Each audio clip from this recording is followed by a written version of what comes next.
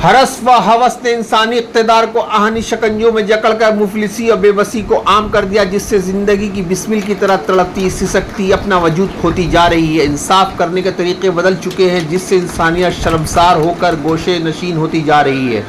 ज़िंदगी के इन्हीं मौज़ूआत ने एहसास को धड़कने और कलम को बेकरारी अता की। स्याह हुर्फ़ों की करबनाक चीखों को अगर सुनना चाहते हैं तो आइए मेरे साथ। हेलो दोस्तों, आप जैसे ये वीडियो देख रहे हैं, ये तकरीब रहनुमाई है सुलगते लम्हों का करब।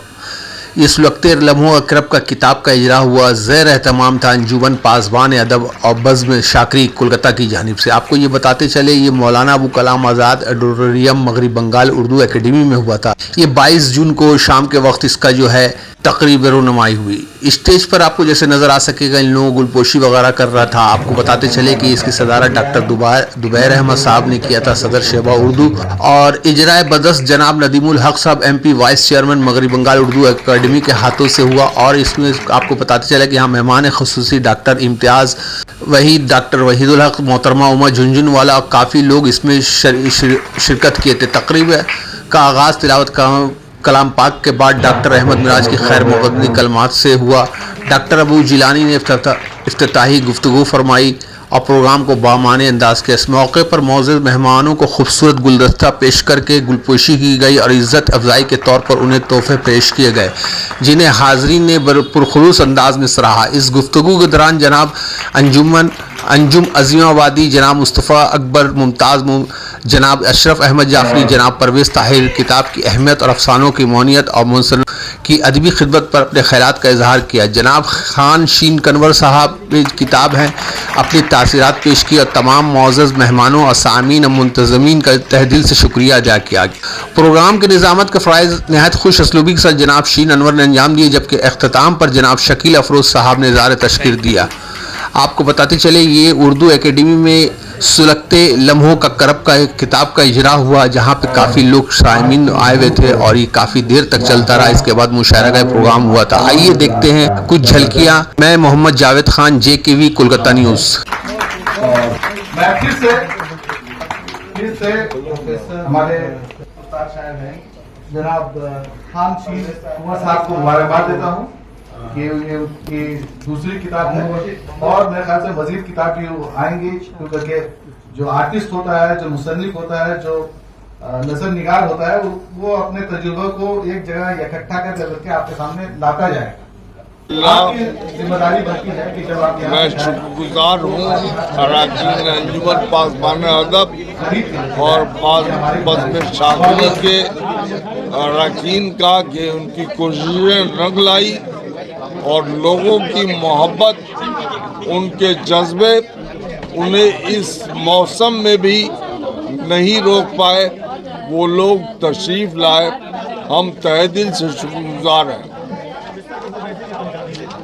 आज का प्रोग्राम बहुत ही कामयाब प्रोग्राम रहा, जिसकी तवक्का भी नहीं थी, उससे ज़्यादा प्रोग्राम कामयाब रहा।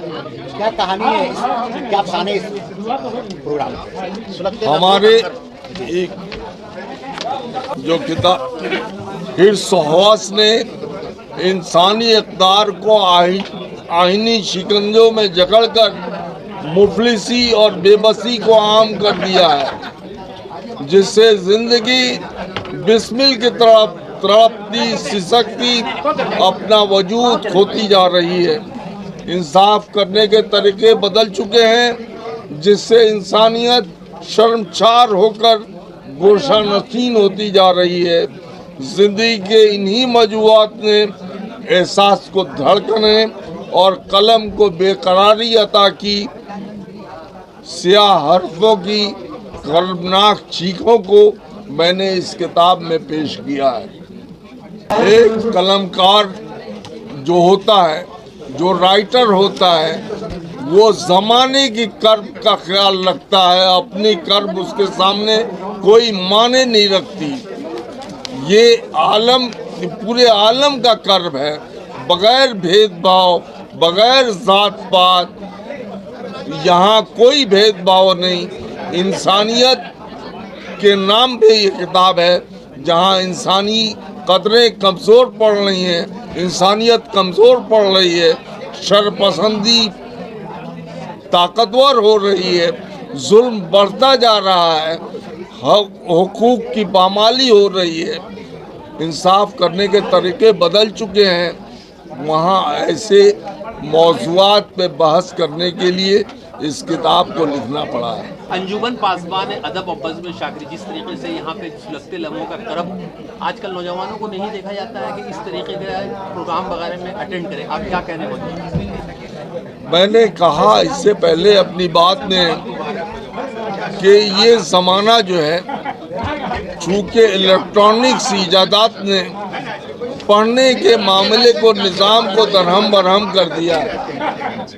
एक मिनट थोड़ा सा खामोशी में रखिए, इंटरव्यू पढ़ने के निज़ाम को दरहम बरहम कर दिया है। सिर्फ समात और बसीरत का ज़माना है, जो आंखों से देखने का और कान से सुनने का, टीवी, कंप्यूटर, मीडिया, जिसके वजह से पढ़ने का इंटरेस्ट ख़त्म हो गया और रुझान भी ख़त्म हो रहा है। इसीलिए नौजवानों से हम लोग गुजारिश करते हैं कि वो आए, आगे बढ़ें और अदब में हिस्सा लें।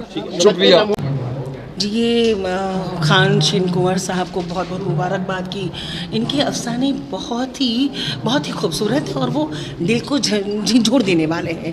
आपने सुना होगा, मैंने 2 कहानियों को पढ़ा।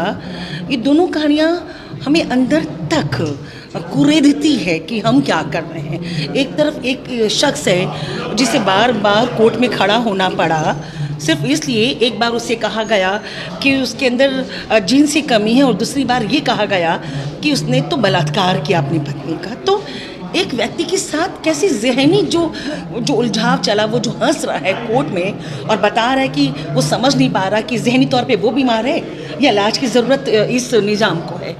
उसी तरफ दूसरी कहानी एकदम उससे उलट, सामाजिक कहानी देश को समेट रही है, जहाँ बता रही कि हम त्यौहार को नहीं मना पा रहे हैं। एक तरफ कलम कहते कि कलम उठा और ज़हन कहता कि नहीं, आज का माहौल बड़ा ख़राब है तो खामोश रहे।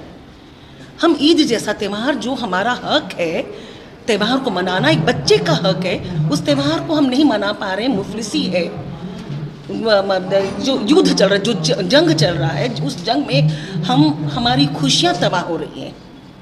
इंसान ही सिर्फ तबाह नहीं हो रहा है, बच्चे, बूढ़े, जवान, खुशियाँ, औरतें सब बर्बाद हो रही हैं। तो क्या ये जंग ज़रूरी है या त्यौहार ज़रूरी है हमारे लिए? ये प्रश्न उठाता है ये अफसाना।